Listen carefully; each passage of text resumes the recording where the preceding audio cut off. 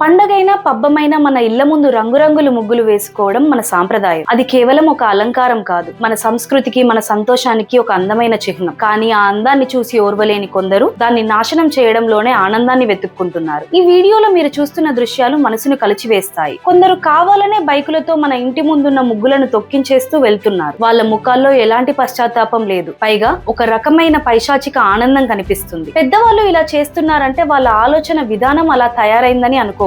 కానీ ఈ చివరి దృశ్యం చూడండి, అది మన అందరినీ ఆలోచింపజేస్తుంది. ఒక స్కూల్ యూనిఫామ్ లో ఉన్న చిన్నారి పక్కనే బురకా వేసుకొని ఆమె తల్లి నిలబడి కాపలా కాస్తుండగా ఆ పాప కావాలని హిందువుల ఇంటి ముందున్న ముగ్గును తన కాలితో గట్టిగా రబ్ చేసి చెరిపేస్తుంది. ఎవరైనా వస్తున్నారేమోనని ఆ తల్లి చుట్టూ చూస్తూ ఆ పాప చేస్తున్న పనిని ప్రోత్సహిస్తుంది. ఒక్కసారి ఆలోచించండి, ఆ పసిపిల్లల మనసుల్లో ఇంత ద్వేషాన్ని ఎవరు నూరిపోస్తున్నారు? చిన్నప్పటి నుంచే వేరే మతం వారి సంస్కృతిని సాంప్రదాయాలను గౌరవించకూడదని నేర్పిస్తున్నారా? ఈ వికృత మనస్తత్వానికి అంతం లేదా? ఈ షాకింగ్ దృశ్యాలపై మీ అభిప్రాయం ఏంటో కింద కమెంట్స్ లో చెప్పండి. మన పిల్లలకు మన ద్వేషాన్ని కాదు, ప్రేమను పంచాలి.